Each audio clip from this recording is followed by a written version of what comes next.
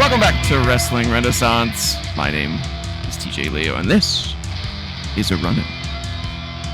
Is it, though? It is. Are we reviewing, or are we running in? Both. Doing both. Okay. Well, either way, I'm Cull2K. Indeed you are, sir. Yeah, this is one of two new shows, or series, whatever you want to call them, that are debuting this week. I debated on whether this one was a Wrestling Renaissance or a run-in. But at the end of the day, I thought, the Wrestling Renaissance is our main show. It's for live, current stuff. I don't want to get those things mixed in there. So, it's a run-in. And the reason it's a run-in is because it's a retro review. We're going to start going back and forth choosing... I don't necessarily think popular, but various PLEs and pay-per-views from the past to go back, rewatch, and review just like we do for the current PLEs and current pay-per-views of today. Obviously, we don't have wagers to go through, but we're going to do everything else the same. We're going to talk about the build-up to the shows from what we remember and learned from the video packages. Talk about the overall presentation, high-level thoughts, rate the matches, cage match, all that good stuff. No Bleacher Report, though. I tried looking for a Bleacher Report to see if they did any retro reviews themselves, but all I got was, like, various, like, weirdly written, almost like columns about the show. Nothing concrete, like cage match. So other than that, it's going to be the same review process. And for the first retro review, we're doing Wrestlemania 23. Wrestlemania 23 happened at Ford Field in Detroit. And I don't know why I picked this one. Legitimately, I just pulled it out of my ass. That was going to be my question. Yeah, I just pulled it out of my ass. I was just like, that would be a cool one to do. You know, it's not one I talk about or anyone really talks about all that often. I'm like, I don't want to just do something easy, you know. I wanted to do something just kind of random. And WrestleMania 23 is interesting. I actually have a few factoids, if you will, about the show that I found kind of interesting. Number one, this was the final WrestleMania in standard definition. After this, they were in HD. Interesting. Yeah, WrestleMania 24 was the first one in HD, so this was the last one. Now, I don't know which pay-per-view was the first in HD. It may have been before WrestleMania 24. I don't know that. Also, this was the first WrestleMania Stadium show in 4 years. Because at WrestleMania 20 is when they started doing arena shows for WrestleMania for some... I mean, WrestleMania 20 made sense because it was the 20th anniversary, so they went back to Madison Square Garden just like they did with WrestleMania 10. But then for some reason, they just stayed in arenas for 21 and 22. Weird. I have an answer for you. Oh, share. Royal Rumble 2008 was the first pay-per-view in high def. So that would have been 2 weeks or two months-ish before WrestleMania 24. So it was still a while after this. Gotcha. Yep. Interesting. That might be one to go watch. First pay-per-view in 2008. Interesting. That's all the facts I had. I will give one. This one, I don't know if it was the last one, but it's definitely one that had a tagline. All grown up. That's right. All grown up. Yeah. Because it was the 20th anniversary of WrestleMania 3. Which was in Detroit. Different stadium, though. Yeah, in the Detroit area. Yeah, because the other one was in Pontiac, Michigan. Right, Pontiac Silverdome. That's right. Yeah. Does that stadium still exist? No. I didn't think so. Okay. No. Interesting. All right, let's give top-level thoughts. What did you think of the show overall without getting into specifics? The same rigmarole we always do. What do you think? What you thinking? It's nice to hear a coherent JR. It is. Yeah. Before, I mean, he had he mentioned one time during the show that he had the Bell's palsy, but He made a joke obviously about it. since then he's had obviously since then he's had a lot more health issues. Yes. It's definitely nice to hear him fully at work.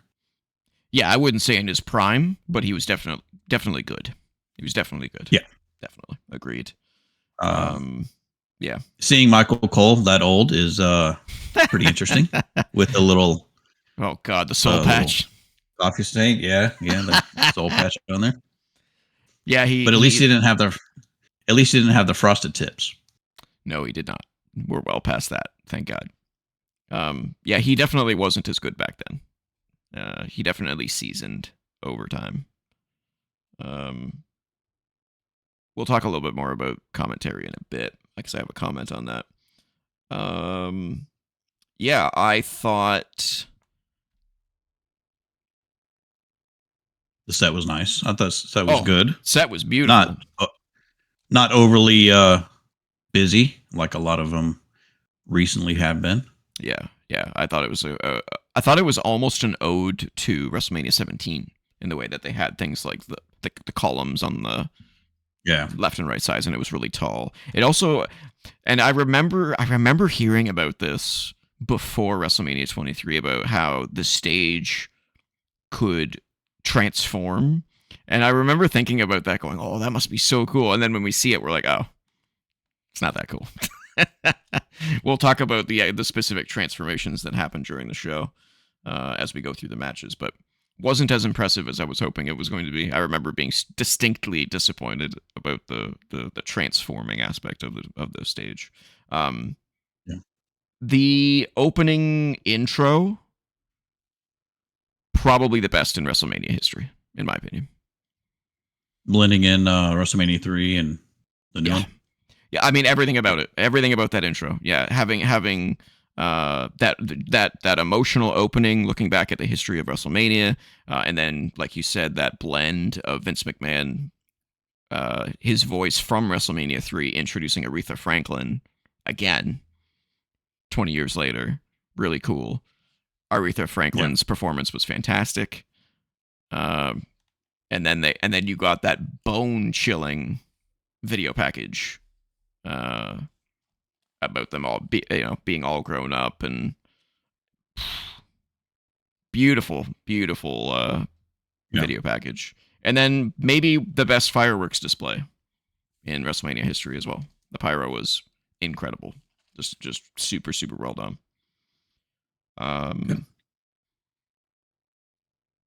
And also maybe one of my favorite WrestleMania themes, ladies and gentlemen. I love that one from Saliva. So I watched it on Netflix, so I wasn't sure if the song that they played was actually the song from back then. So. Yep. Ladies and gentlemen, by Saliva. Yeah, it was on there. I don't think they really edited out anything, to my knowledge, in the Netflix edition that I can recall seeing. And I'm pretty good at that stuff because I have the live versions myself. I don't think there was any. They may have edited like a botch into like not a botch, but like they may have done like a camera switch on a botch or two. Yeah. Ironically, there was one botch that they didn't edit out or didn't find a way to edit, which we'll go into in the match specifics, which I still find bizarre. One final point is that the pre-show match, which back then they still did pre-show matches for WrestleMania, was Ric Flair and Carlito against Chavo Guerrero and Gregory Helms. Not Shane Helms. No. Gregory Helms. Gregory Helms, who I think was Cruiserweight champion at the time? ? But wow, putting Ric Flair on the pre-show. Interesting. Yeah. A year later, he in a lumberjack tag team match. Yeah. A year later, he would be in a marquee match, but this year, not even on the card. Strange, very strange. Not sure what happened there. That's all I had for the sort of the overall. Overall, I thought, the The show was good. I wouldn't say it's as good as I remember, and I'm interested to see how we rate things as we go. Okay. That's kind of my overall thought. Good, but not great. But definitely the best opening. It still gives me chills watching that opening. It was really good. All right. Without further ado, let's get to the first match, which was the Money in the Bank ladder match. This would have been the third Money in the Bank ladder match in history. Still happening at WrestleMania at this time. We had Edge, CM Punk, Booker T, Jeff Hardy, Matt Hardy, Ken Kennedy, Mr. Kennedy, Finlay, and Randy Orton. Let's do our rating. So I hear that Finlay loves to fight. My name is Finlay, and I love to fight. I like the theme though. Very Braveheart-ish. It is. Yeah. All right. I didn't even think about my ratings before we started the show. I probably should have done that.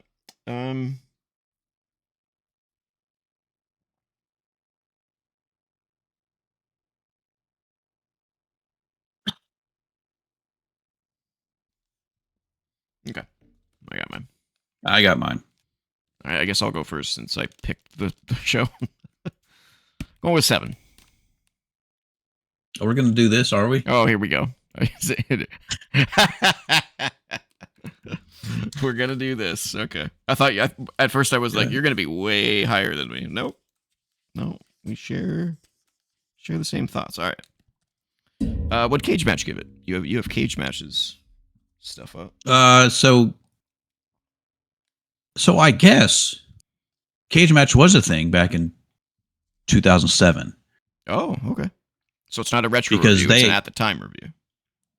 Well, they actually have at the time and every year since then, what the average rating of every year since then. Oh, okay. So total valid votes since 2007, they've had. No, I'm sorry. I'm looking at the overall. 339 votes on this match. Okay. 8.23. Yeah, you're not too far off. Definitely higher than I thought. And since we're watching this so far, or far enough after the ratings have been released, Dave Meltzer gave this one 4.25 stars. Wow. Yeah. That's high for him. Oh, wow. Wow. Okay. Well, that just goes to show you he has no idea what he's talking about. Well, this was also before any matches broke the 5-star. Yeah, that's what I'm saying. Like it even. Well, yeah. I don't think WWE has ever broken the 5-star, has it?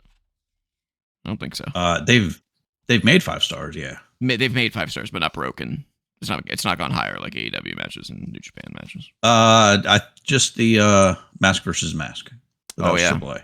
That's right. I still find it so ridiculous. One day we're gonna give a match an 11 just to fuck with them. But it's not today. I can guarantee you that. All right. No?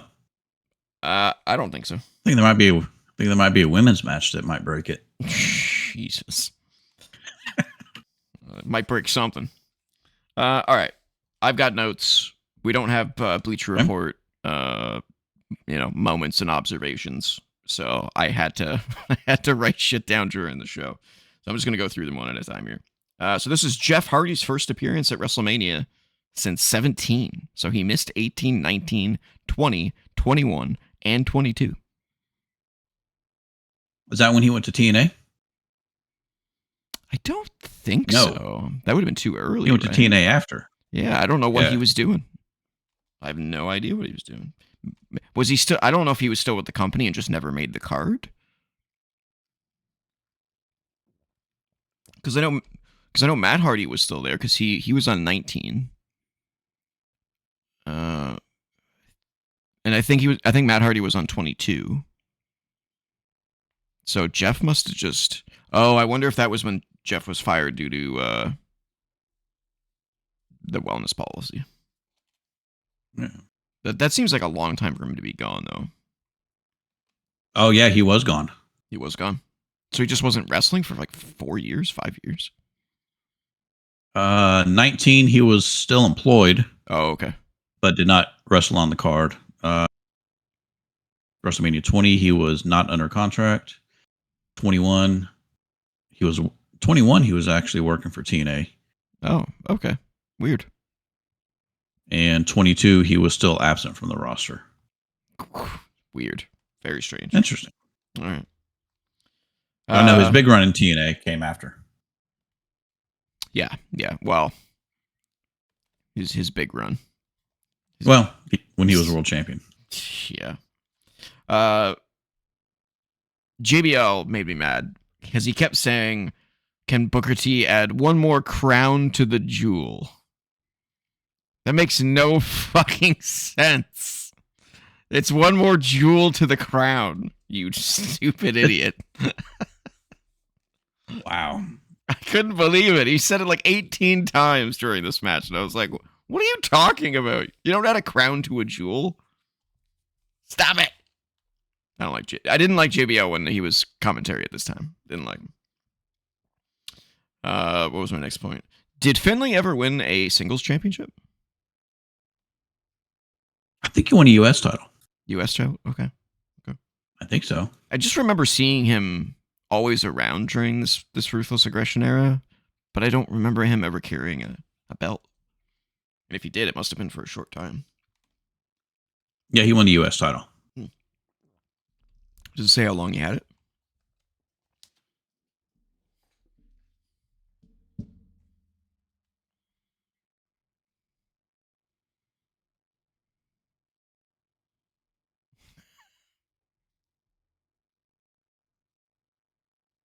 That's a no. There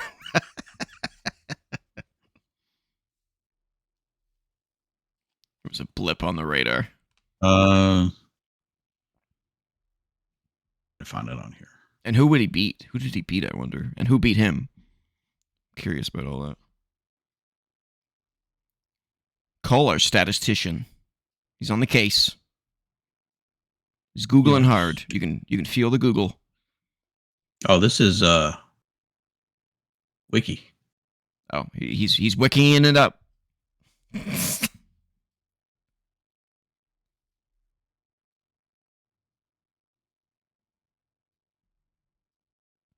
It's okay. You can get back to me. For a month and a half. Ooh. So who do you He beat? dropped it. He dropped it to Mr. Kennedy, Okay. and he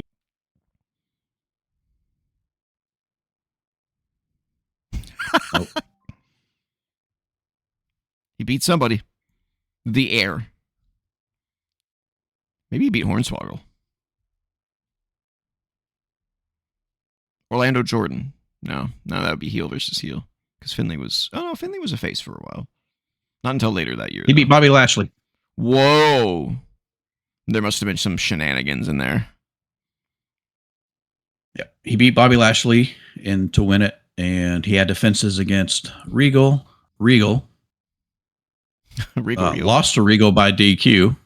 Oh. Lost to Lashley by DQ. And then lost it in a triple threat to Kennedy. Jesus, they and protected Bobby him. Lashley. Why did they protect him so much? That's weird. All right.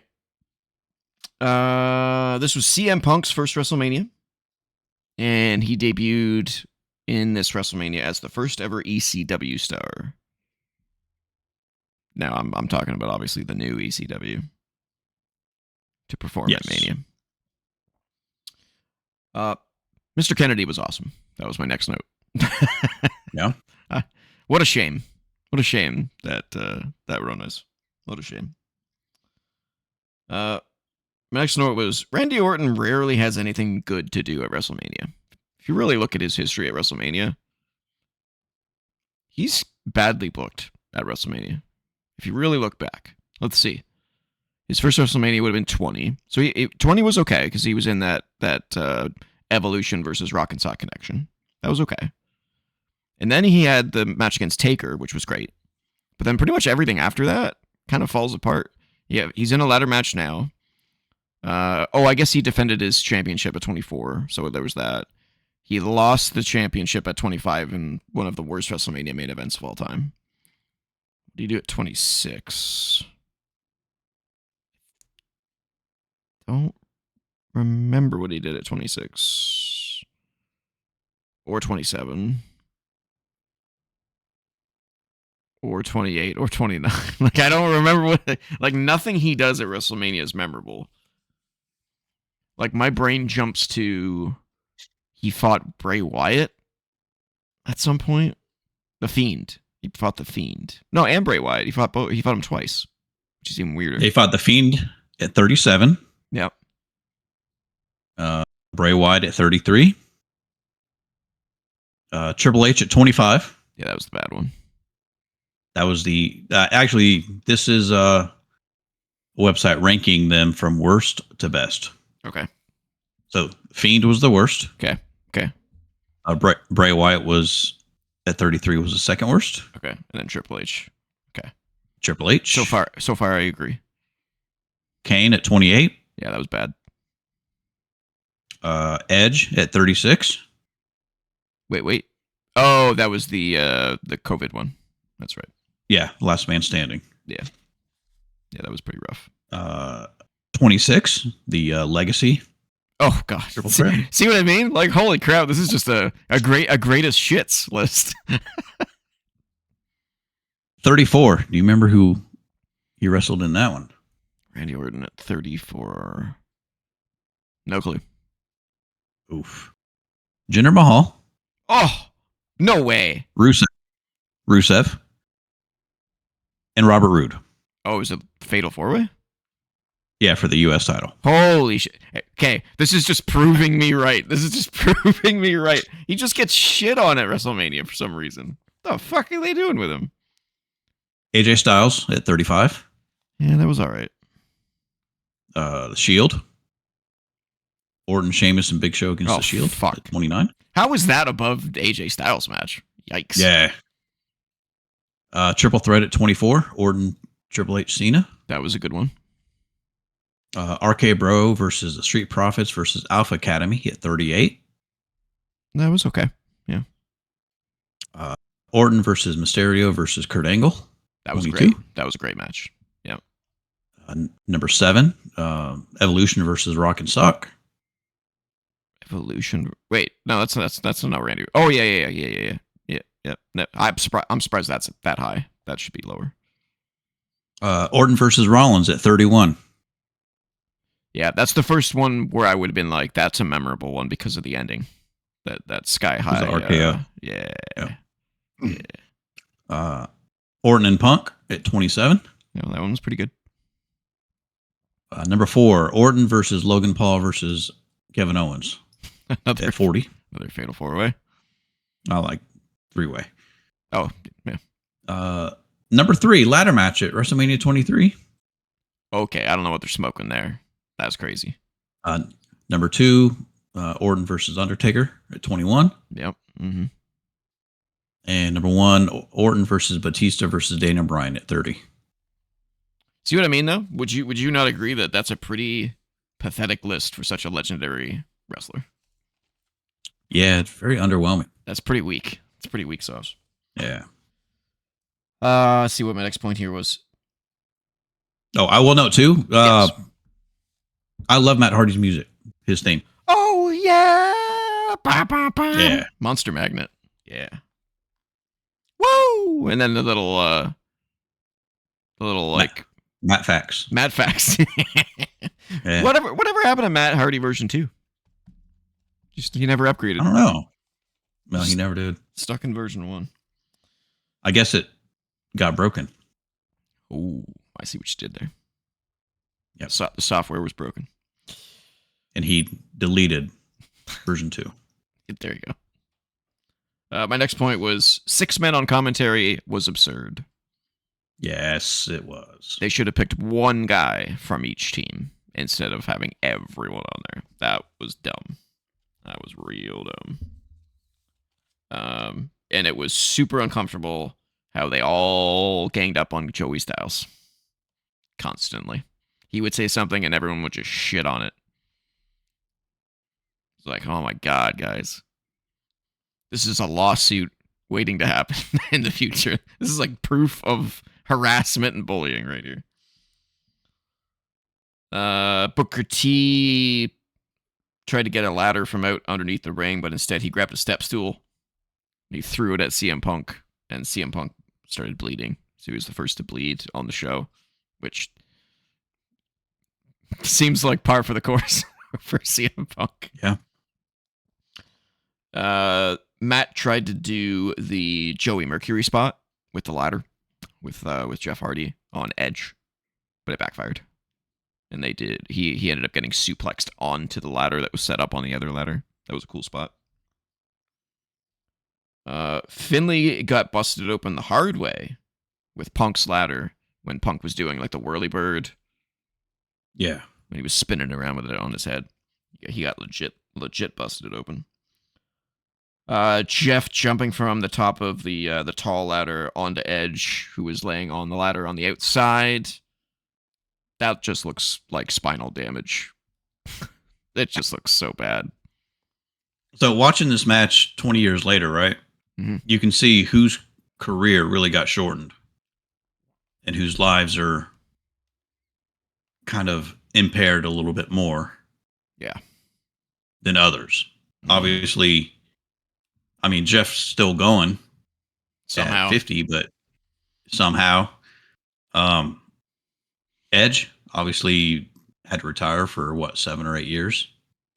Had to take a break. Finlay.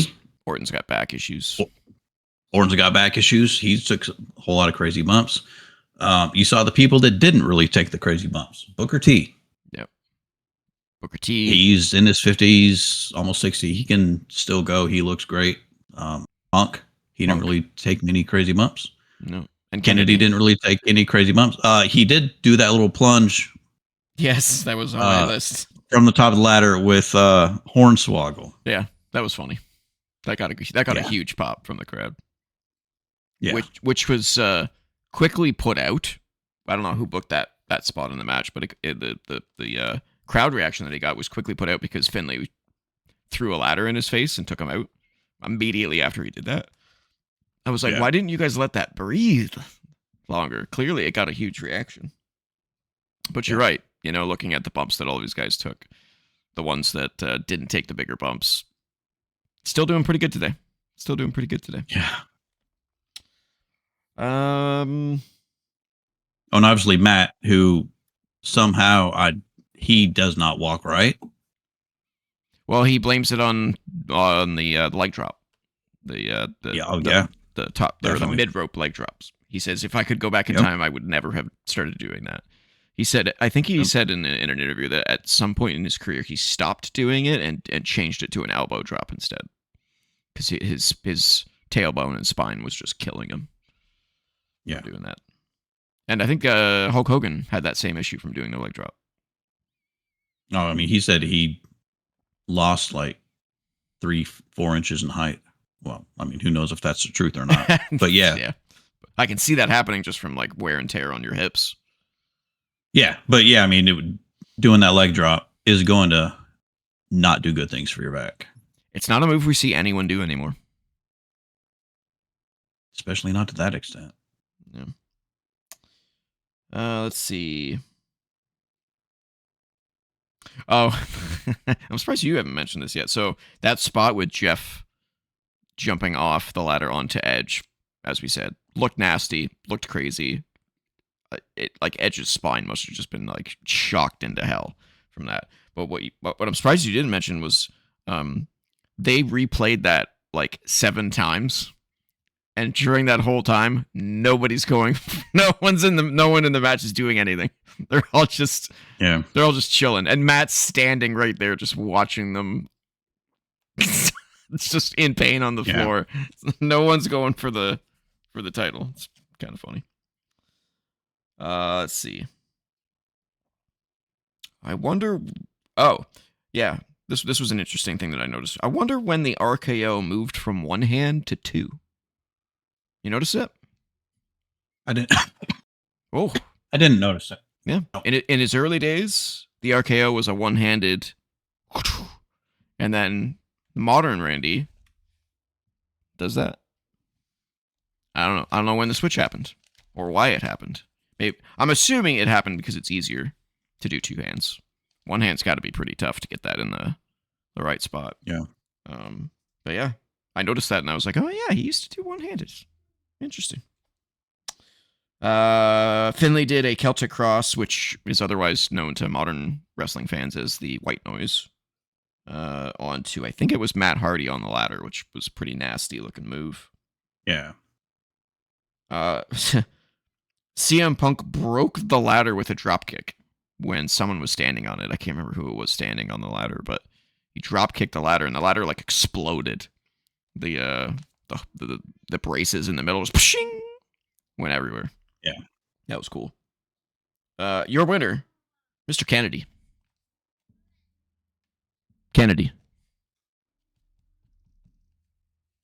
19 minutes.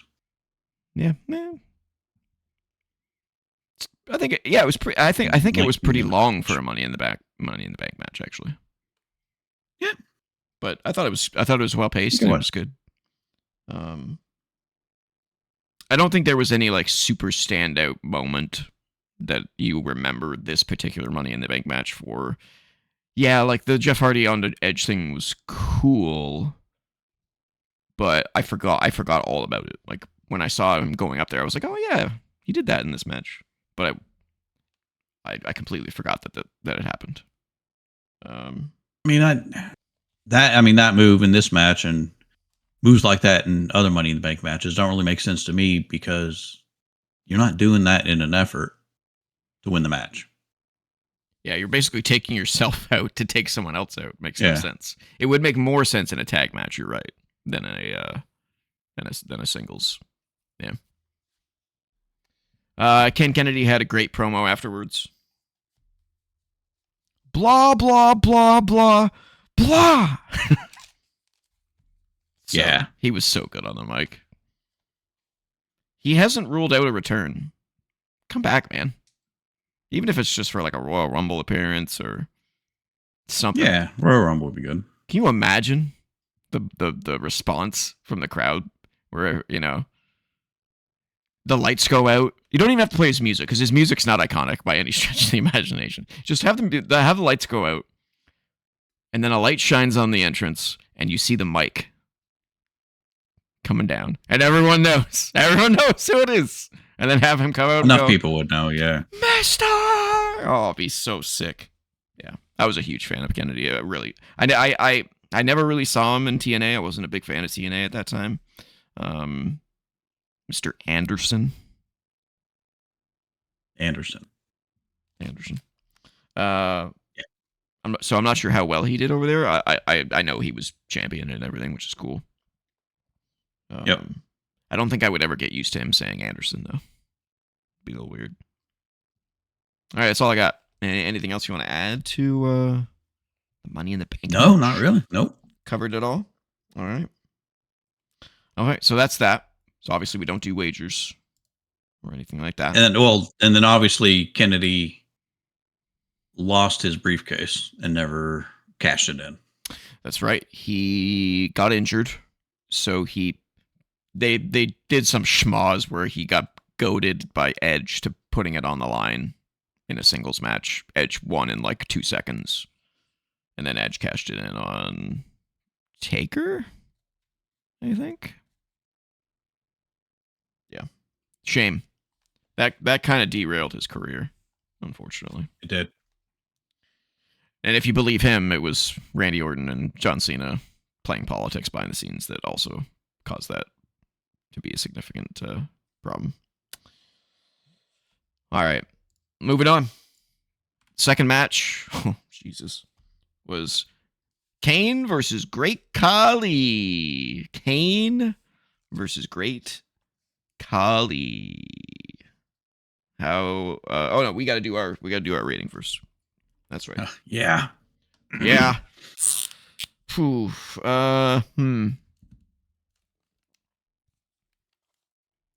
I'm gonna bring up our rating system here because I always forget.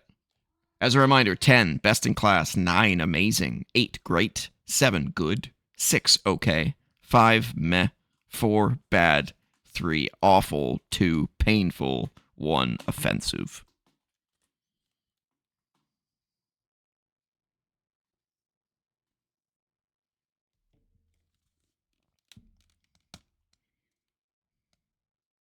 All right. Do you want to go? Sure. Oh, offensive. Wow. Okay. I give it a 4. It was bad. I don't think I could get to a 1. Wood cage match and good old Meltzer. His name sounds like a salt. Sounds to me like a drink. Give me a Meltzer. Cage match. Yeah, give me a Meltzer on the rocks. A Meltzer. One 188 votes. 1.33. 1.33. 1.33. Woo! Okay. All right then. Meltzer.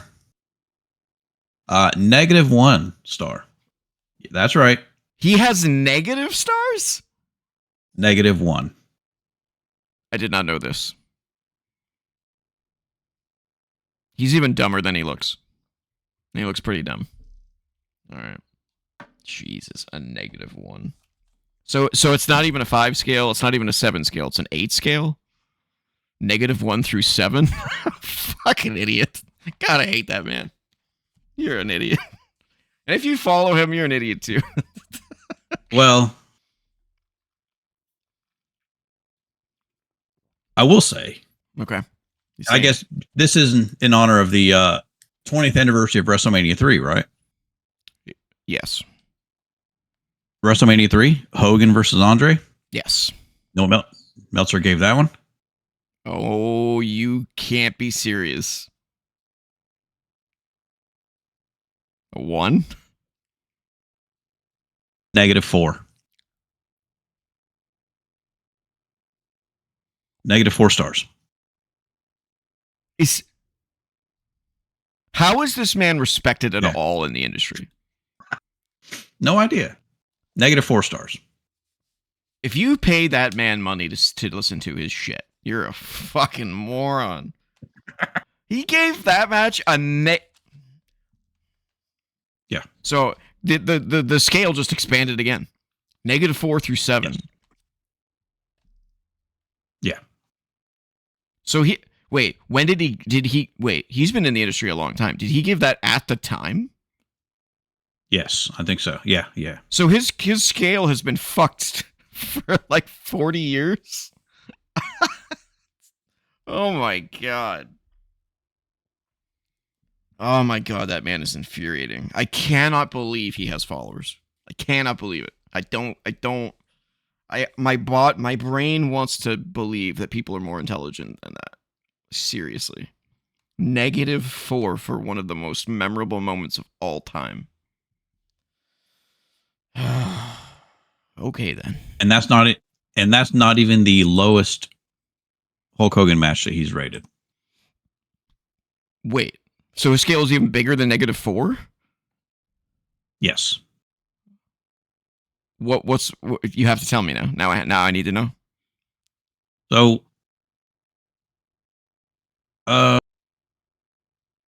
holy crap. Mr. T versus Roddy Piper at WrestleMania 2 was -5. I didn't even know that was a match.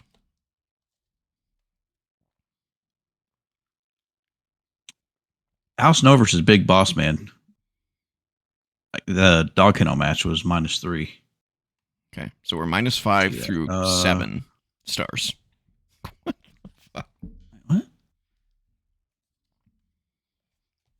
Meltzer, Because it was WCW. Hogan versus Ultimate Warrior in WCW at Halloween Havoc. What was the start It was rating? -5. Oh my -5. god. I would love to interview that man and just be like, can you explain, like, It doesn't make any sense. How can you have a grading system from -5 through 7? Oh my god. Oh my god. Whatever. That's so frustrating. All right, let's get to the match. So this was, I think, the first entrance that had the transforming stage.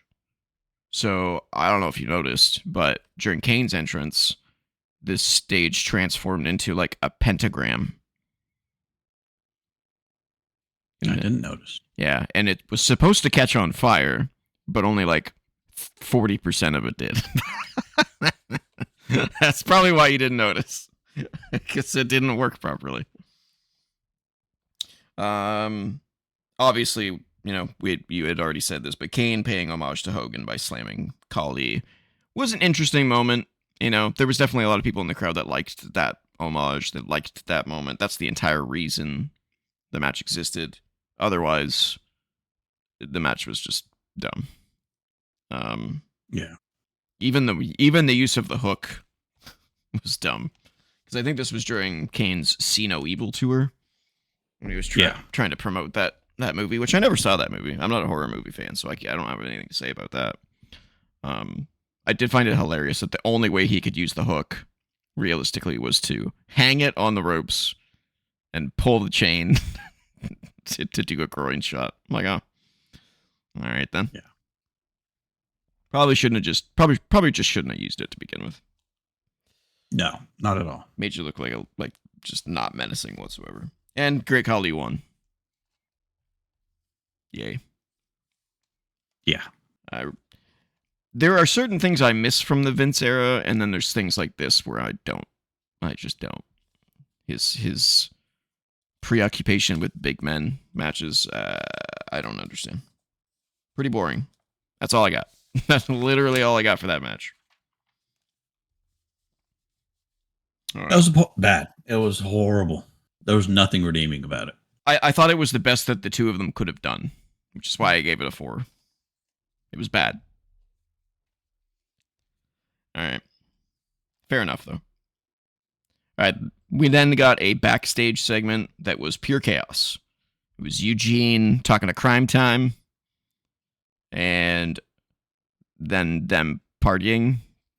And we got a whole list of people backstage that joined them, including Kelly, Layla, somebody I don't know. There was the black guy that came out in like the striped suit. He was like the Doctor of Skizire or something like that. Oh, Slick. Slick Rick? Is that Slick Rick? Oh no, just old Slick. That's just his name. Way back in the 80s. Okay. Yeah, Slick. Was he a wrestler? Slick. No, he was a manager. Oh, okay. Yeah, I had no idea. He managed Akeem the African Dream and the Big Boss Man, the Twin Towers. Okay, interesting. The One Man Gang, and a few others. Interesting. Okay. We also saw Moolah and May, and then there was another person I didn't recognize. I think it was the third of the 3 women. So there's Kelly, Layla, and then some woman. I don't know who it was.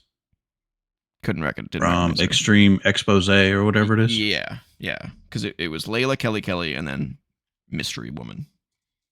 No clue who it was. Okay. Then we saw Dusty come in, and Sergeant Slaughter, Jimmy Hart, Gerald Briscoe, IRS, Gene, Mean Gene. I miss Mean Gene. Oh yeah, seemed like a good dude. Ricky Steamboat, Howard Finkel, Pat Patterson, and Ron Simmons. Damn. He was doing that 19 years ago. Yeah. I think there may have been someone else in that mix, but it was hard to keep track of all the bodies. So those are the names I got, though. I think the mystery girl's name was Brooke, but that's just a guess. I don't remember specifically. It was an okay segment. It was fine. It was a little weird. The roof is on fire. All right, next up. He who shall not be named defended his United States Championship against MVP. Let's give this one a rating.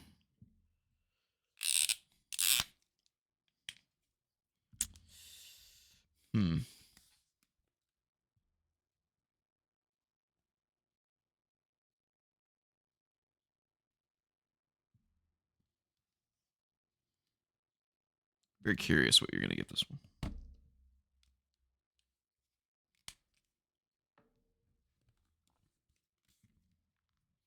I am not including he who shall not be named and their future in my rating. It's just the match.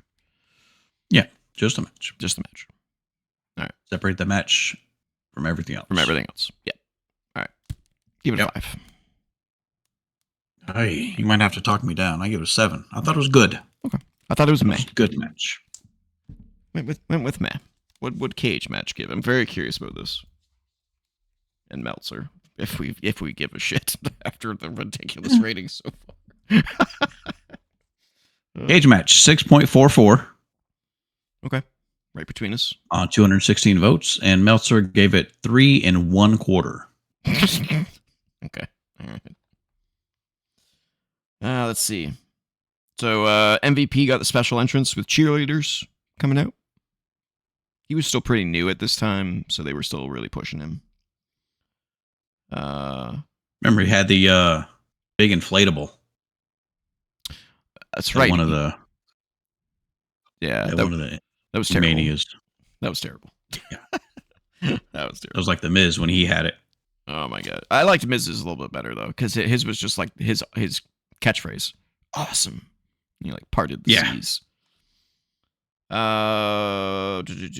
There was a cool spot where MVP did a superplex to He Who Shall Not Be Named, and He Who Shall Not Be Named countered it by wrapping his legs and countering it into a pin, which I thought was really cool. It was a slow start, but it made MVP look good because MVP basically countered constantly throughout the whole, like, first 60% of the match. It was just MVP just kind of dominating. But eventually he lost to the headbutt, the flying headbutt of all moves. The flying CTE. Oh, Jesus. Yeah. Yeah, I just thought it was meh. The crowd didn't seem to care. The ending kind of came out of nowhere. I was like, he won with the flying headbutt? All right. And if you're pushing this man, why wouldn't you have him win? But okay. JBL on commentary was, 19 years later, and looking back was kind of cringe. Talking about how he was a first ballot Hall of Famer and all this stuff, and what JBL oversells. He oversells really badly. One more crown to the jewel. Yeah, I just don't have a lot to say about the match. It was good from a technical standpoint, but from an entertainment standpoint, I kind of find it boring, and the crowd kind of wasn't into it, so I went with a 5. It was meh. It happened. I thought it was good from a technical standpoint, so that's why I gave it a 7. Fair enough. Sticking with a 7. I couldn't talk you down. It was more of a AEW style for my rating. Sure. I can see that. All right. I'm keeping my politics out of this for the good of the show. But the next segment was with Donald Trump backstage with former Miss USA for some reason. And then Boogeyman came in, said he's coming to get you. And then Trump. He said something like, if you're going to get me anything, get me sandwich. Something. Give me a sandwich. Yeah. And Boogeyman was like, I'm coming to get you. Sandwiches. And then he left. And then Mini Boogeyman came out. And Trump was like, who the hell are you? It was odd. You know, again, keeping politics out of it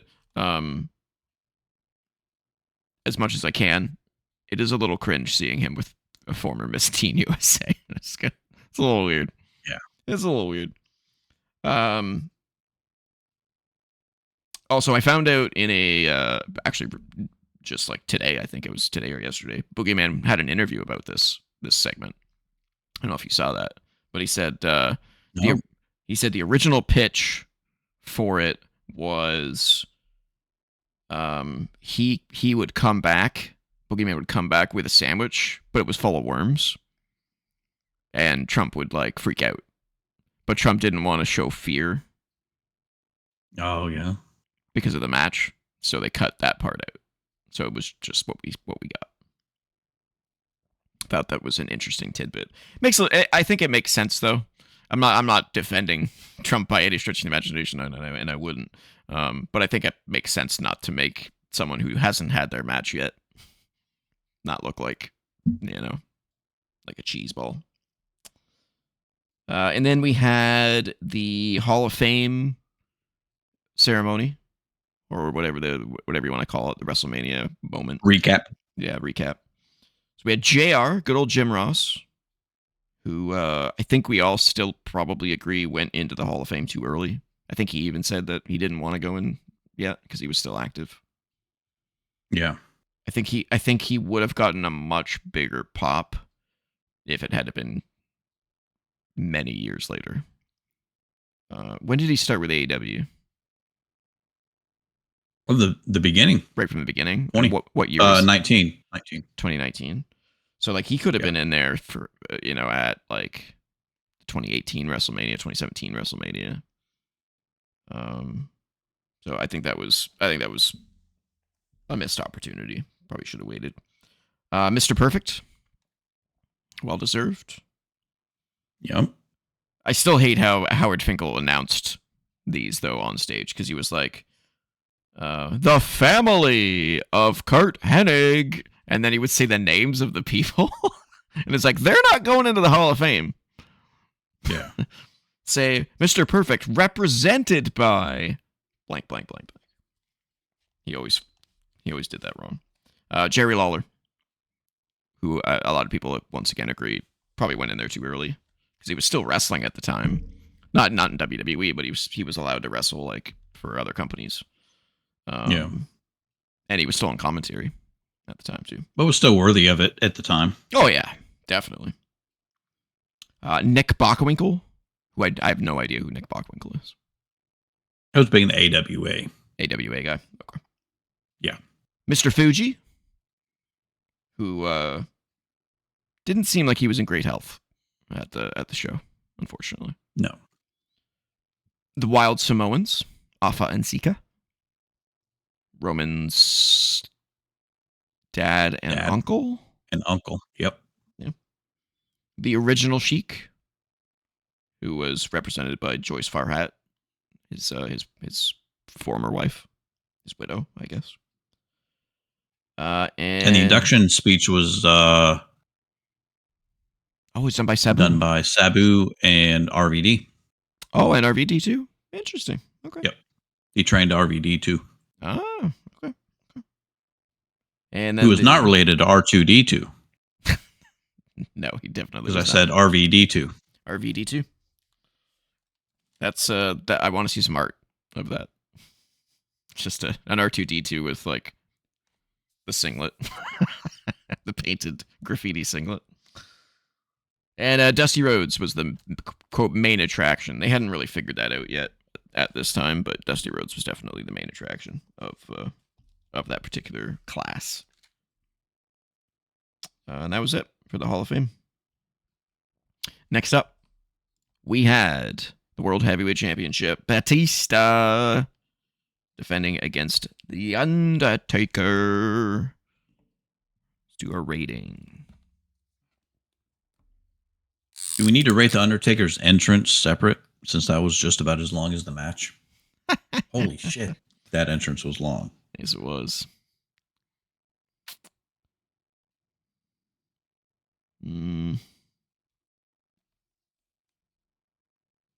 Yeah, I'm comfortable with that. I kind of painted myself into a corner with this. All right. All right, you're first this time. No, I went first last time. No, I don't think I'll so. go first again because you already saw. That's Hey. fine. That's fine. Yeah, because I went one with. No, I didn't. You're right. Oh, after all that, I gave 7. What'd you give the last one? It's 5. Yep, a 5. Okay, yeah. It's 5. It's 5. It's 5. All right. Well, cage match and Oh yeah. Dickler, give it. A cage match, 453 votes, 8.46. All right, right in there. And Mr. Dave gave it 4 stars. All right. He's not a complete buffoon, just mostly a buffoon. All right. And there was, the Money in the Bank was 4 1/4. So this was not as good. Or this one did not rate as high as Money in the Bank. Okay, he's back to being a moron. All right. All right. Batista, maybe he writes those on a different scale. Yeah, I think he writes everything on a different scale. The Meltzer scale of makes no sense. Batista had an amazing entrance. Lights like crazy. Great pyro. Lots of time spent. Looked great. And he looked intense. He looked like, just bring it. He looked great. Yep. Taker had a great entrance as well. It was, like you said, it was a little long. He took his, all of it, all his entrances take forever because he just saunters down to the ring slowly. But it was cool. He stepped out of the light. The stage parted, and he walked out of the light, which was kind of interesting, but also made no sense because he's the Undertaker. He should be walking out of hell. So I'm not quite sure what the idea was there, but it looked cool. All right. Taker flying over the top rope is always amazing to see. I don't know when he started doing that, but a man that size should not be able to do that. It's crazy. No. Crazy bump into the announcers area. Right. So Batista did like an Irish whip to Taker into the announcers area, which back then did not have a separate barricade wall. I don't know if you noticed that. They're just sitting in the corner. There's no barricade there. It's just, they're just there. And so he got like tossed into there and like flew over a chair and then over the bell table, and like it looked pretty nasty. And then Batista running power slammed Taker through the table, which also looked really good. Yeah, that did look really good. Yeah, looked like it had a lot of weight to it, Lil Nate was the ref,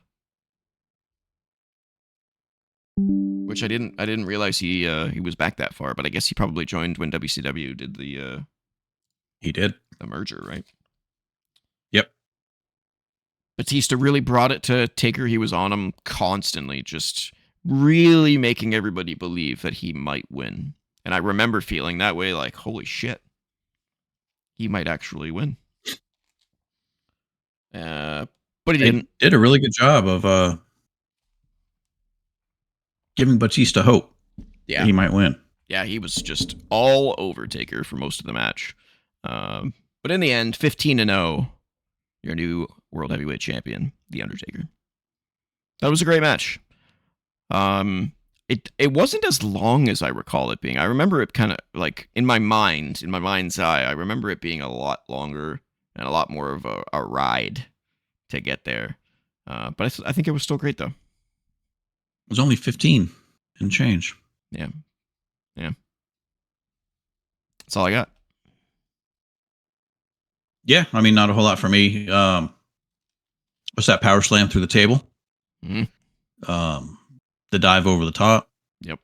And just a good Undertaker WrestleMania match, which is what you normally get especially at this point in his career.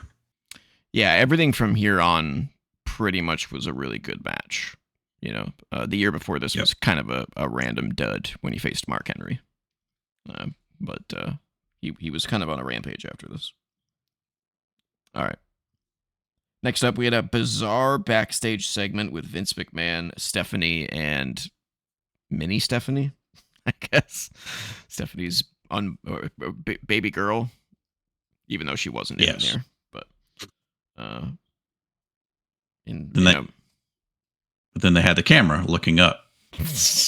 Yeah. Yes. It's just a weird ass segment. It was like, that was creepy. I'm gonna bloody him up. I'm gonna give him a skull fracture. That was creepy. It was really creepy.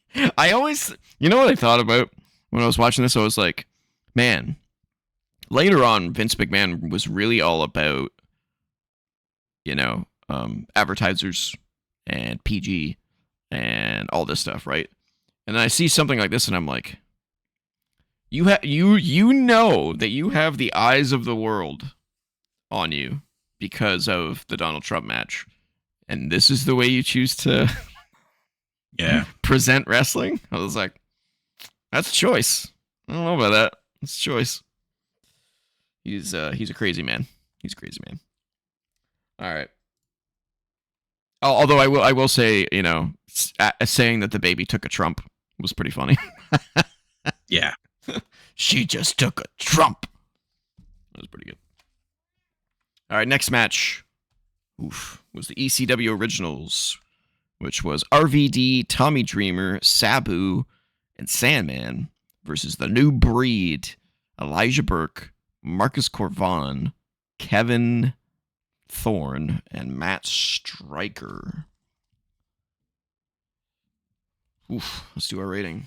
What do you give something like this?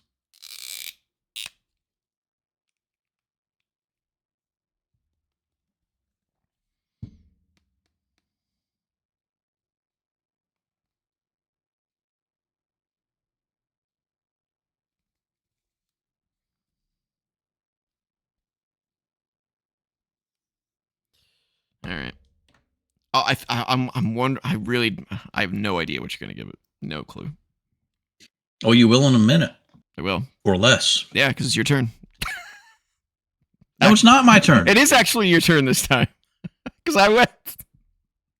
It's fine. I'll go. I went first last time. I went with 6. Ooh, damn. 3. Shit balls. You went with awful. Okay. I did. All right. What about cage match? And I don't even want to say his name anymore. Cage match, 4.08 out of 165 votes. Okay. Okay, I didn't see that coming. Okay. Mr. Dave, 2.25. Jeez. I don't understand what he's looking for in wrestling. I just don't get it. All right. Let's see. I thought during the Originals entrance, they came through the crowd. And I don't know if you noticed this, but RVD and Dreamer came out on one side, and Sabu and Sandman came out on the other. RVD and Dreamer had security. Sandman and Sabu didn't. They had to like shove their way through the crowd. That's probably their request not to. Yeah, it was like, get the fuck away from me. Yeah. Yeah. They clearly had a lack of time. How long was this match? Like 6 minutes? Yeah, this one was short. That's a lot of why I rated as low as I did. 6:26. I thought they did 6 minutes and 26 seconds. I thought they did better than the MVP Benoit match with the time that they had. And they actually got some decent reactions, surprisingly. Marcus Corvan and Elijah Burke could have been huge. Unfortunately, we know Marcus Corvan had a family emergency that kind of derailed his career. And now he's like he runs a gym or a personal trainer or something like that. Real shame, though.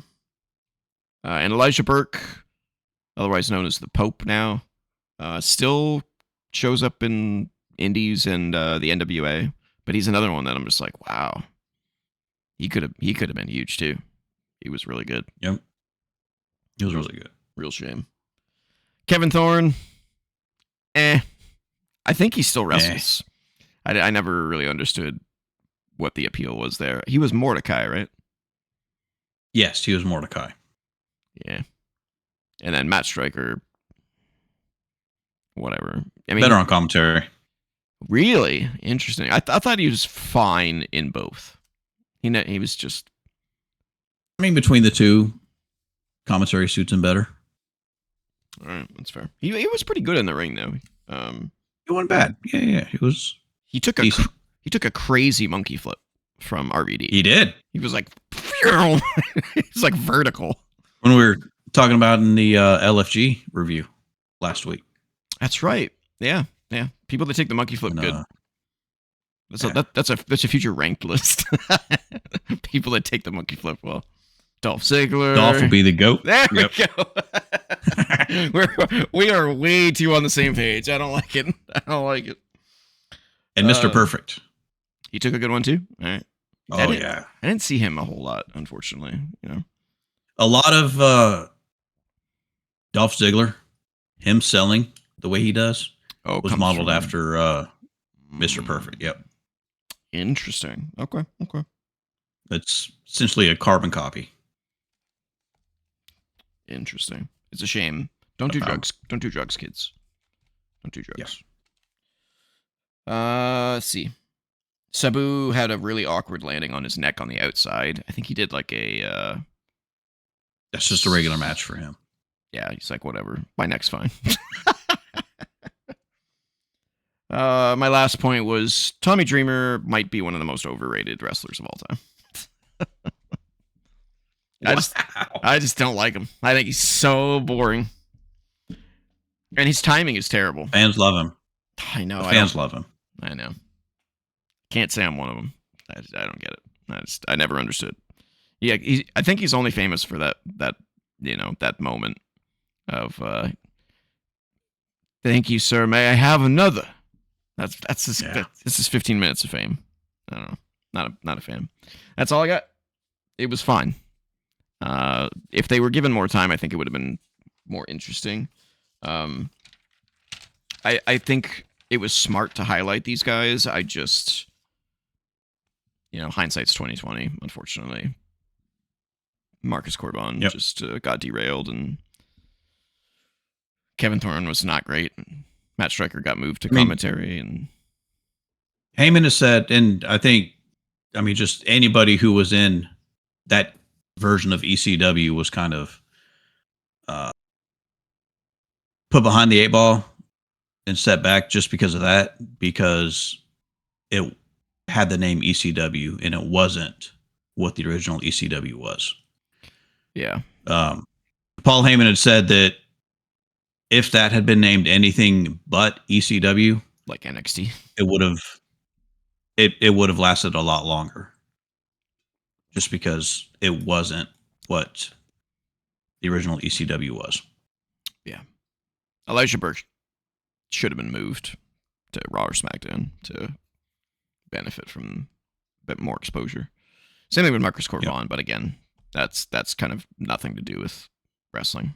He would have been big, I think. He just ran into life, basically. All right, that's all I got for that one. All I got. Next up, they had the old WrestleMania location announcement that they used to do at WrestleMania, which I miss those. They do like that guy's voiceover would be like, something's coming, and then it would show like flash images of the city, and you're trying to figure out which city it is, and then they're like, WrestleMania, and it'll show usually it'll show a preliminary logo that they haven't finalized yet. And they're like, it's coming to, in this case, Orlando. I miss those. Now they wait 4 months after WrestleMania to figure out where they're going next, usually. Although in this case, they announced it 2 years in advance. All right. Next up was the Battle of the Billionaires. Donald Trump versus Vince McMahon. Donald Trump represented by Bobby Lashley. Vince McMahon represented by Umaga, with Stone Cold Steve Austin as the referee. Let's do our rating. What the fuck do you rate this? I don't even know, dude. Yeah, you do. You're about to know. I'm about to know.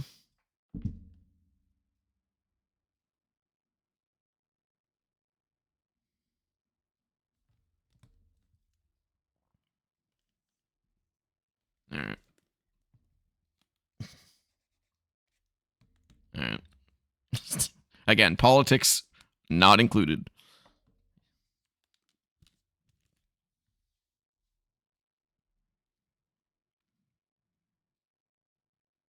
All right. Now it's your turn. Oh, okay. We're not as far off as I thought. 6? You sure? 6. 6, 7? God, I feel like an idiot every time I do that. All right. It's all right. What Kate? I probably look like one in that. Okay. That's true. I'm usually the one who says it, and you're the one who does the fucking. All right.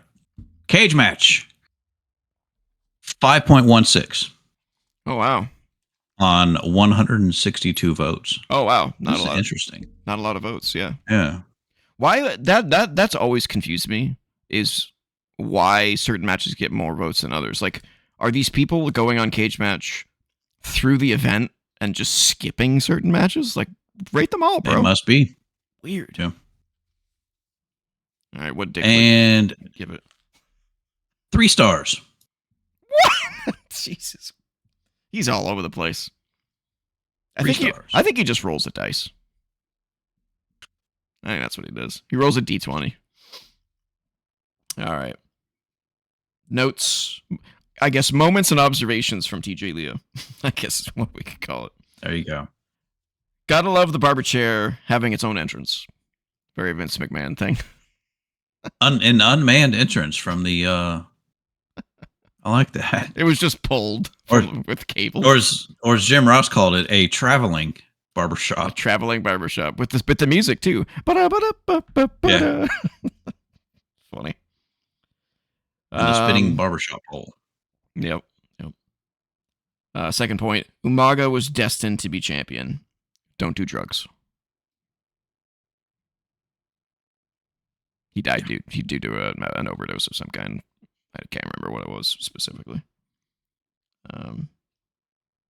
Like that's it's one of the biggest travesties I think in wrestling history is Umaga not getting to the top of the mountain. He clearly should have. Right. He was amazing. He was so good. Trump looked completely disinterested during his entrance.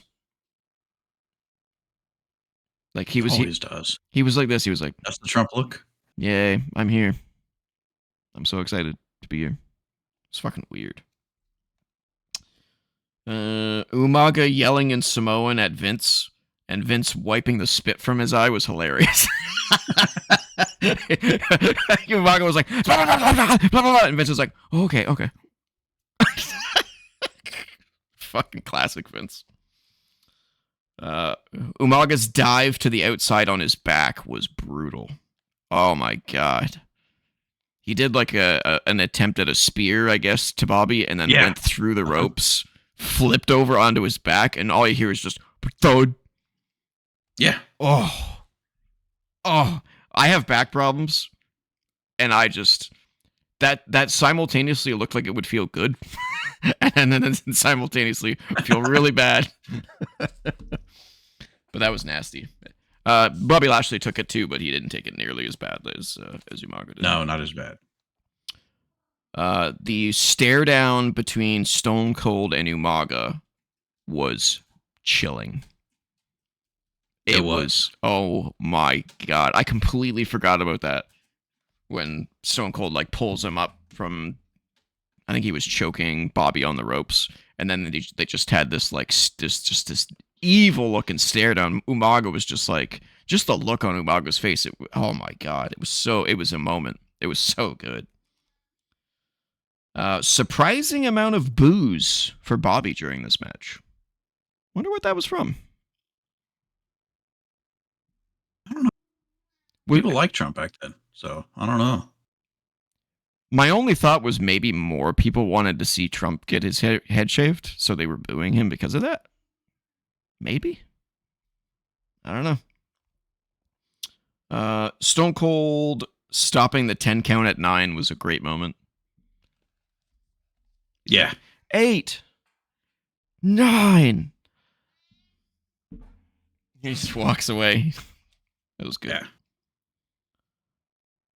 Shane McMahon casually coming down to the ring was odd. You'd think they would want to make a big deal of that, but he just kind of was just like, he just appeared next to Vince for a while. It was weird. And then he didn't interfere for like a few minutes. So I was like, why wouldn't he have come down and interfered right at the perfect moment instead of just casually being there? Very strange. Nasty Samoan spike to Stone Cold. Stone Cold taking a bump that, especially at that time, was like, holy shit. It's like, careful, dude. Your neck's hanging on by a thread. Let's be careful.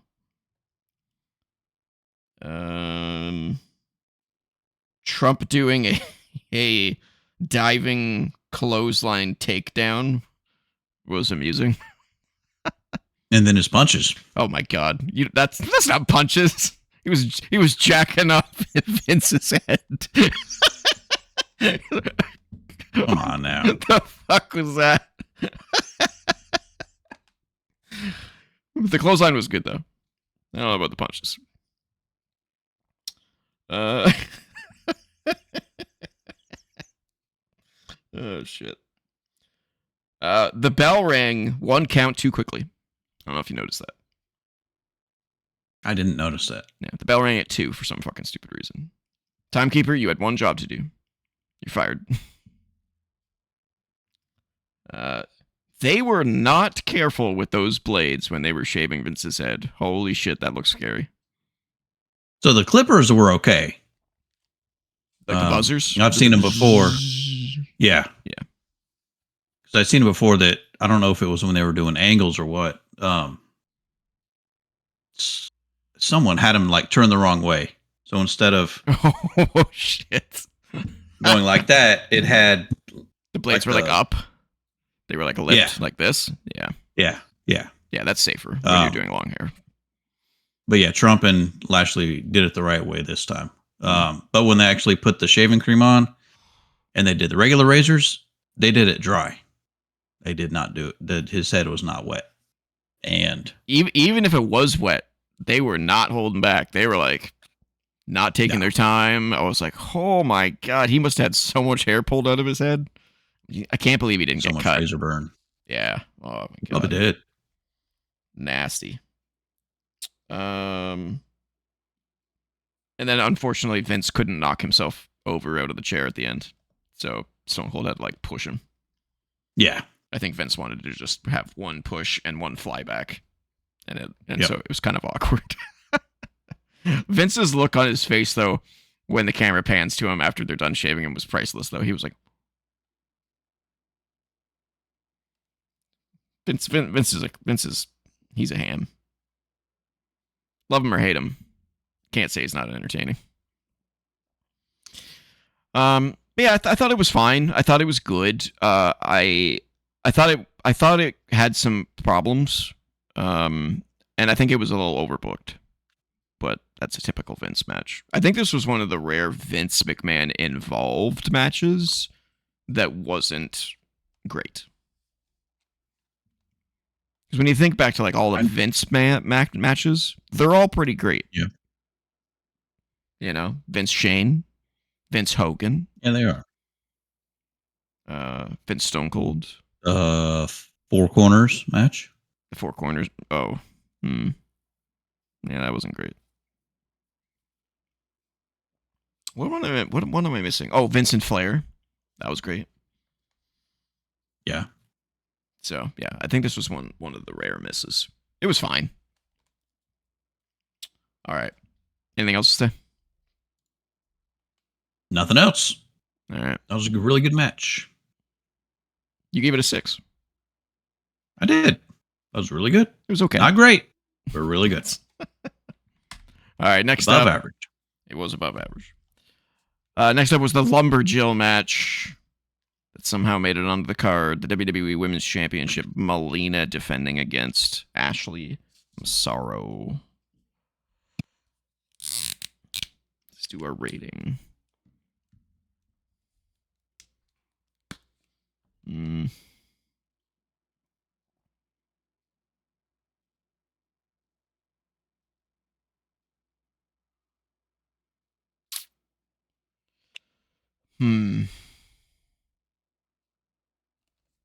Yeah. I can't not give it this. Okay.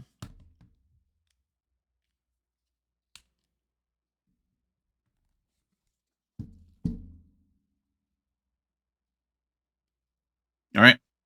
My go? Yeah. 2. Painful. I changed it from a 2 to a 3. Painful and awful. All right. Very curious what Cage Match and Dickless gave it. Well, you'll get an answer on one of them. Oh. So, for whatever reason, this one only on Cage Match has received 53 votes. Well, I mean, there's a reason no one wanted to go back and watch it. 0.91. Oh, you can give a 0 on that? I didn't know you could give a 0 on Cage Yes. Match. Wow. Yeah, Okay. you can give a 0. Wow. Let's see. That's harsh. Of those 53 votes, 22 were 0, 21 were 1, 9 were 2, and the highest received 1 vote, a 4. That's crazy. Wow. I don't even know what to say. And apparently there's a new rating for Meltzer.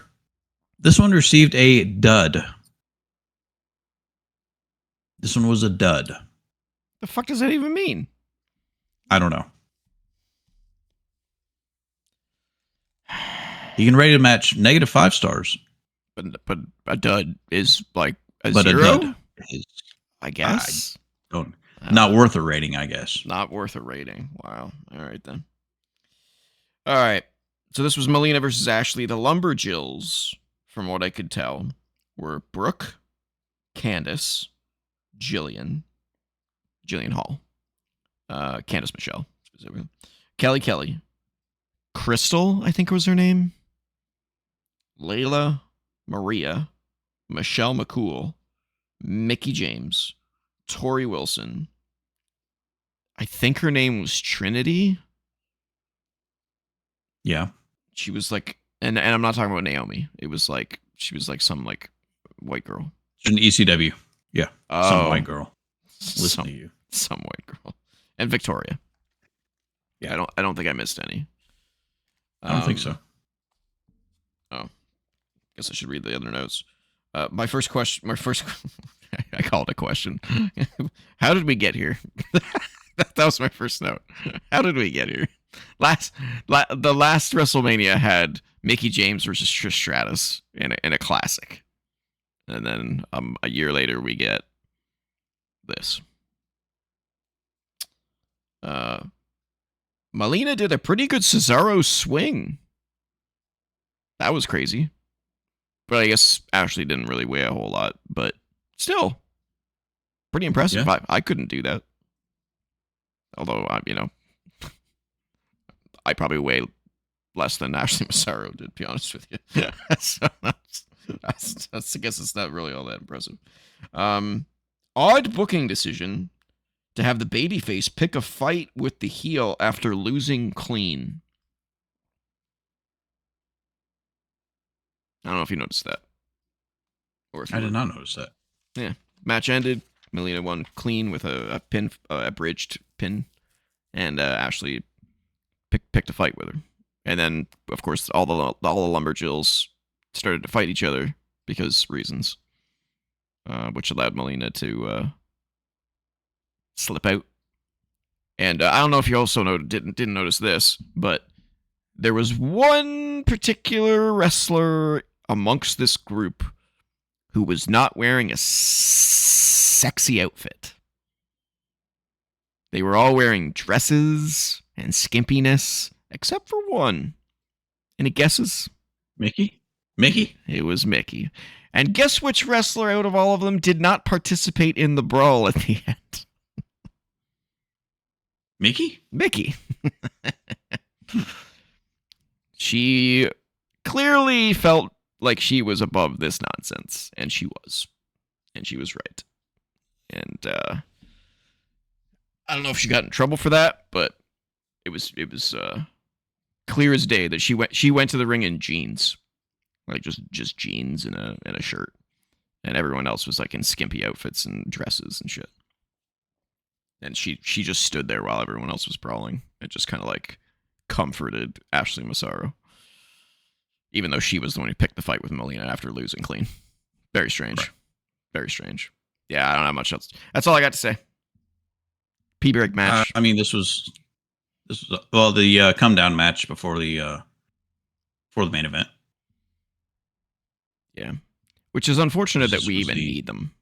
You know, because today we don't need them. Nah, today we don't need them. No.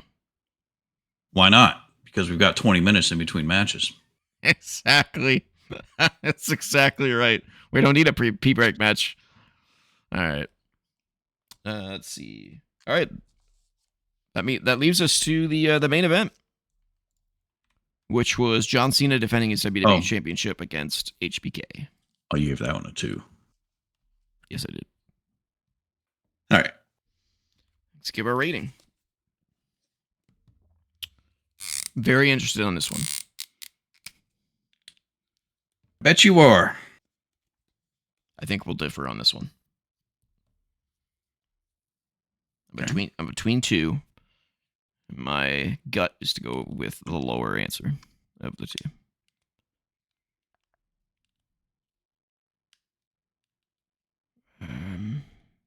What was my highest rating so far? It was an 8 for something. Probably the Batista match. 8 for Taker Batista, yeah.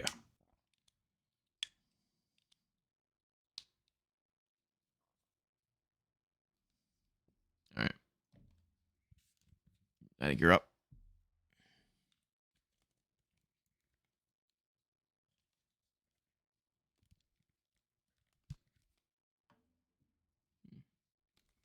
Going 8. Going 7. 7? Yeah. I changed mine from a 9 to an 8. Oh, wow. I changed mine from an 8 to a 7. All right. Curious what Cage match and whatever his stupid face is. Mr. Cage match. No scale. 414 votes. This one got the second most amount of votes. 8.44. Is that higher than the Batista match? Same, 8.46 was Batista. Right. And this one got 4 stars, same as Taker and Batista. Okay. I thought the Batista match was better than this one. That was why I was asking about the score. Okay. All right. I thought this one was a little bit better, but not enough to rate it a 9. Right. Yeah, that's fair. First note, incredible video package at the beginning. Thought it was great. They don't make video packages like they used to. The old ones were so good. My second note was, you have to wonder what this main event would have looked like if Triple H never got hurt. So for those of you who don't know, the original idea was for a rematch between Cena and Triple H at this event from their WrestleMania 22 main event, but Triple H hurt his knee again. And so they shipped in HBK. Very curious what they like. Would Triple H have not won again? Very, very curious. I'm surprised there's nothing about that anywhere. Nothing discussed about that anywhere. No one's asked HBK or Cena like, what was there a plan with Triple H? No details, nothing. There was cool pyro during HBK's DX entrance, which I forgot he had the DX entrance at this WrestleMania. The stage And he didn't come out wearing the green, any DX colors. Yeah, also very weird. Yeah. The stage transformed during HBK's entrance to reveal a large pyroed X on the stage, which was probably the only real memorable stage transformation. So as you've noticed, there was only a few stage transformations, and none of them were great. They were fine. It was overhyped. My next point is, did the old ref check for weapons before a match ever actually find weapons? A few wrestlers. Yeah? Yes. Interesting. Yeah. Oh, yeah, I guess maybe with Regal when he was hiding the Nux at a certain point. Yeah. Okay. HBK and Cena had a stare down at the beginning of the match, and HBK said something to Cena, but I couldn't make out what it was. I wonder what he said to Cena. I think they expected that table to break on that springboard moonsault from HBK to Cena. Yeah, that looked it looked a little weak because it didn't break. Yeah. Great targeted legwork from HBK.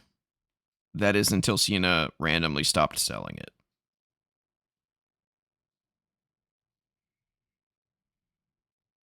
Which he's Super Cena. Yeah. Which, if you believe the dirt sheets, is why HBK was angry with Cena at the end of the match. Was because he stopped selling the leg. And why they ended up having a rematch on Raw like the next day or a week later or something like that. Yeah. I don't know if you caught this. I couldn't catch it, but when Cena took the pile driver onto the steel steps, his head was cut open after that. I never saw him move to do the blade job. So was it legit? Notice? Because when he took the move, and then he was splayed out on the floor with his hands completely separated, and he just laid there for like 20 seconds until HBK picked him up, and then you saw the blood on his head. So I was like, huh, was that like legit? It's hard to tell. Nice series of counters until Cena finally got the STF in. Or I guess back then it was the STFU. Yeah, it was the STFU then. At one point, the ref got super handsy on Cena, trying to tear him away from HBK, who had a hold of the ropes, which backfired tremendously because HBK ended up getting a Sweet Chin Music on Cena as he was distracted by the ref, who was fucking all over him. Cena. So towards the end of the match, there was a tease of a 10 count because both men were down. Don't know if you noticed, but Cena did not get his feet up, and the ref stopped counting. Of course, it wasn't the spot. Yeah. Cena just forgot to put his feet flat, I guess. It looked bad. It looked real bad. It was like, Cena, put your feet down. No, you're not going to? Oh, well, ref, you're just going to stop counting? Okay, cool. And then the finish saw Cena finally get the STFU locked in really well on HBK, who eventually tapped out. And still. What you don't, I don't remember really ever seeing it. Seeing Triple H or HBK tap out. Yeah, he doesn't do that very often, does he? I guess the only other time I remember him tapping out was to Kurt Angle at WrestleMania 21.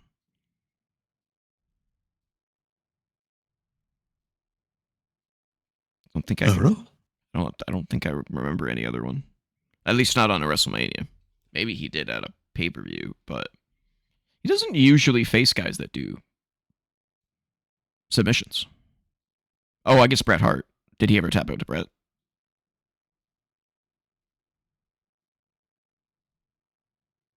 I don't really think of him in his career before he retired. He may have. Yeah.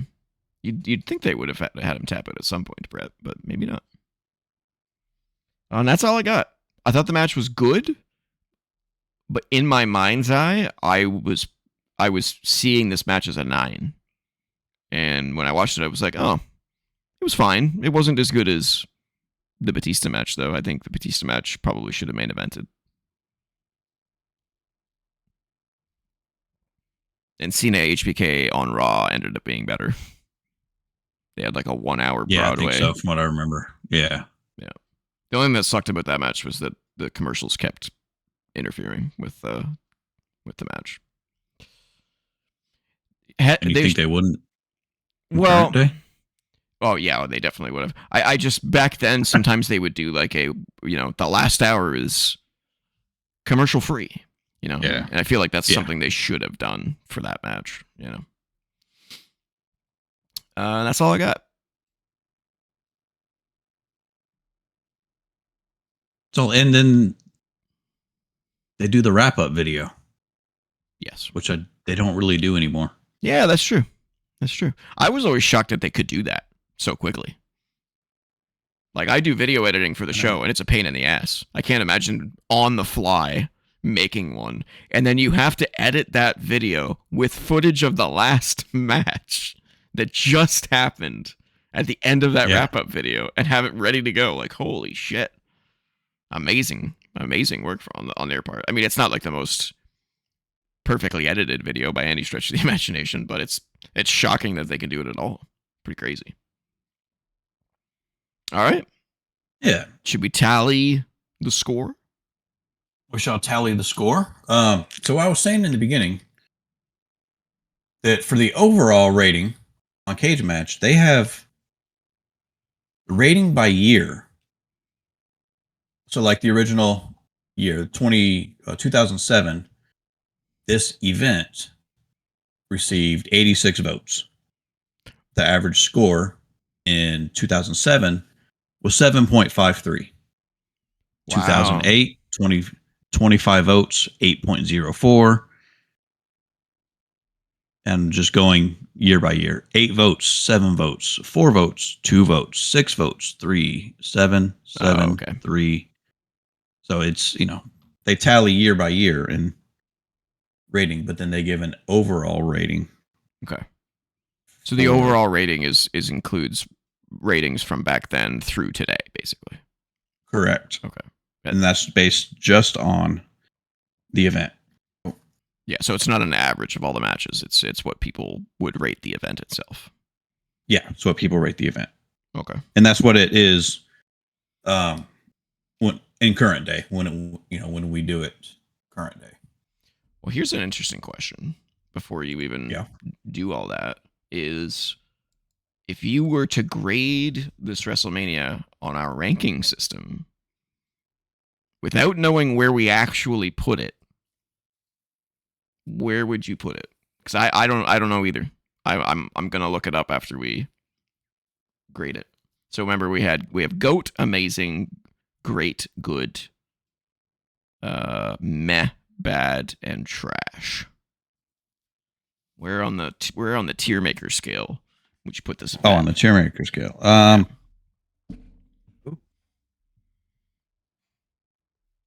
I would say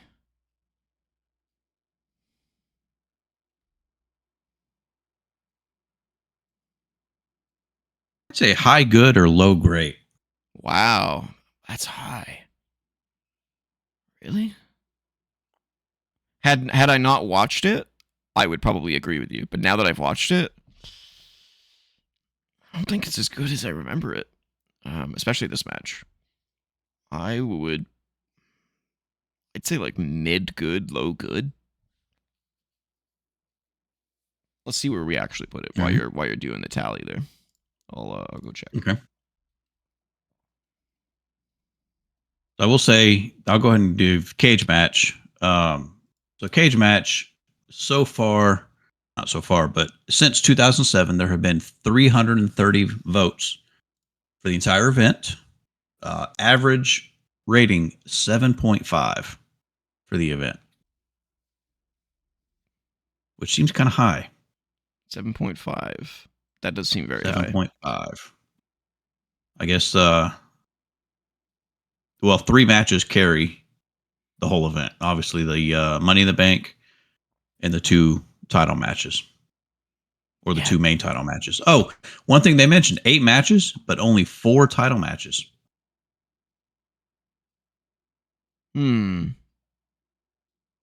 Yeah, no Intercontinental Championship on the line. And no tag team titles on the line. And no tag titles, yeah. Interesting. Yeah, only the WWE World Women's in US. Yep. Odd. That is odd. I wonder who the Intercontinental Champion was at that time. It looks like we put WrestleMania 23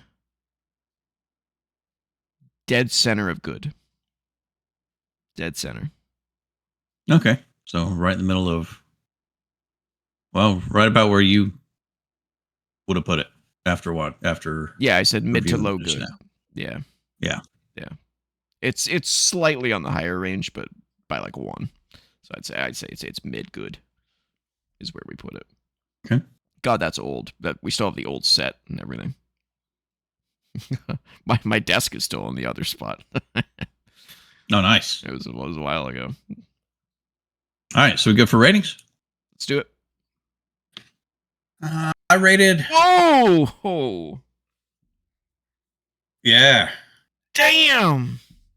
Okay. Yeah. Wow. I should have asked you if you would have, what would you have given a number rating for the whole event? If I could not, if we're doing whole numbers only, a 6. I probably would have done either. If we or the next number. If we were doing points, I would probably do 6.5. That's probably where I would set it. There were some bad matches on this card. Fucking the women's match. And the Kali match. Yeah, those were, and I gave the ECW match a 3. Yeah. I had 2 3s and a 1. I'm surprised I was higher than you, but I guess it makes sense. That's crazy. All right. Well, ladies and gentlemen, as it were, what do you think of WrestleMania 23? Let us know in the comments or write us an email to co.op.podcast@gmail.com. Or join the Co-op Club Discord community server, where you can find myself and Cull2K and so many others talking about wrestling, gaming, and more. Link is in the description. Join us today. And Patreon. And comment which SummerSlam you would like to see us go back and review. Indeed. Retro review. Indeed. That will be the next one that we do. Should be fun. Should be interesting. And patreon.com/co-op entertainment, where you can throw us $1 a month to help support the channel. We greatly appreciate it. $1. $1. Cool. Yes, sir. Take us out. Well, thanks for traveling back in time with us to 2007, where I was a few years younger and TJ was a few years older. That didn't make sense, but I'll go with it. Nope. Tune in next time on the Retro Rewind, where I don't think that's the name of it, but it works for me. Retro review. Tune in next time on our Retro Review, where we will review retroactively a SummerSlam of some choosing. But until next week, when we come back for some kind of show, I don't know what, 4 shows. We'll wager 1, 2, 3, 4. I don't know. We'll figure it out. We'll figure it out. Good Lord. I don't want to even think about that. But either way, until then, keep the Renaissance alive.